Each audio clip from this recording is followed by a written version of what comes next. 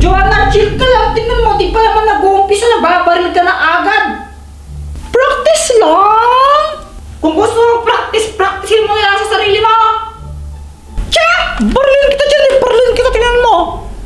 Look, joke lang, di ka mabiro, para ka naman ewan. Palitan mo na lang kasi ang baril mo nakatakot eh, parang masakit pag tinamaan kami niyan. Oo nga, water gun na lang para di masakit. Oo, water gun, yung matubig, para, oo nga, para di masakit kasi baka ma-injury kami, di kami makapasok, di ba? Sige na nga! Oh! Oh, ito na lang!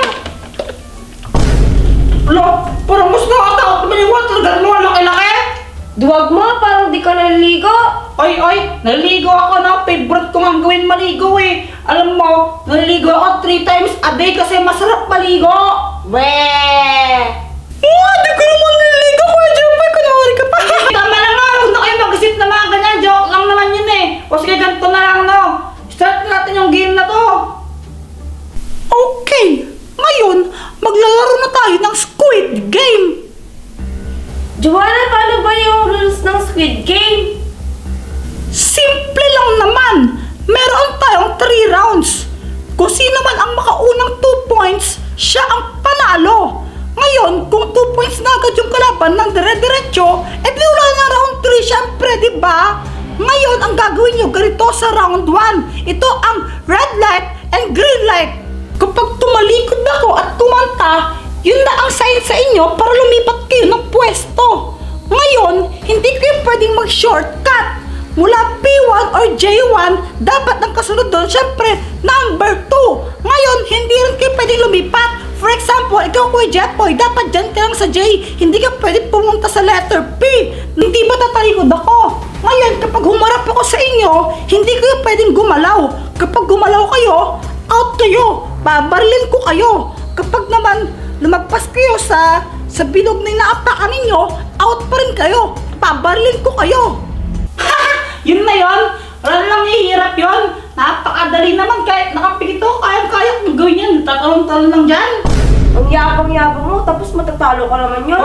Oy. Hindi ako matatalo, Pat. Huwag mo mamalitin ang tunay na lakas ng Jepoy. Talaga lang ah. Talaga. Pokokyatik, 5 piso, isa! Ang dali na ang planeto eh!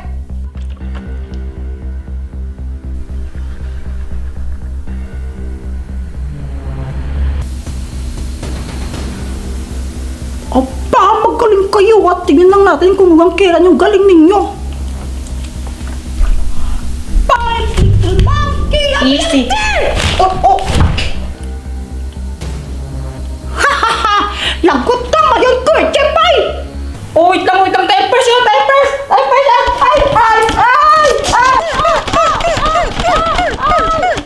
Oo, tama na, basang-basa na ako, Diyos ko naman. Tama na! Ngayon, Pat, ang kailangan mo na lang gawin, lumipat mula dyan sa P4 hanggang P5 nang hindi ko nahuhuling gumagalaw at hindi lumalagpas sa bilog na yan. Kapag na-out ka, ay hindi ka panalo. Kapag di ka na-out, ay di panalo ka na. Okay? 5 little monkey, happy na. Yeah! Ang panalo sa first round, Pat! Oh yeah! Sino ngayon ang basa? Chamba lang yan. Round 2. Nandito na tayo sa round 2 ng ating Squid Game. Anong gagawin dito? Sandali lang kasi nagtasalta pa ako dito. Hindi ka manahimik dyan. Ganito naman ang gagawin nyo. Di ba may mga bilog kayo dyan? Tapos sa bilog na yon, may mga shape na nakaguhit dyan.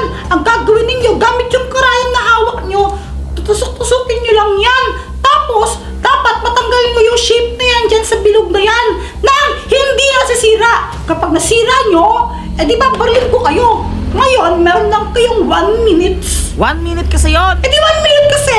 Kapag 1 minute na, hindi pa rin kayo tapos, out pa rin kayo. Ano, game? Game! 3, 2, 1, go!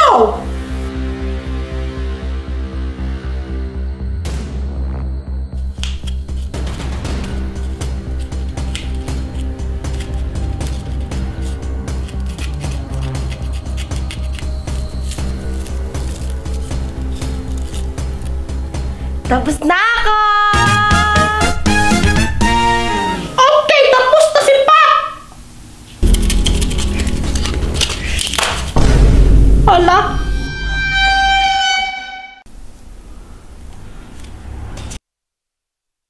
Paktay.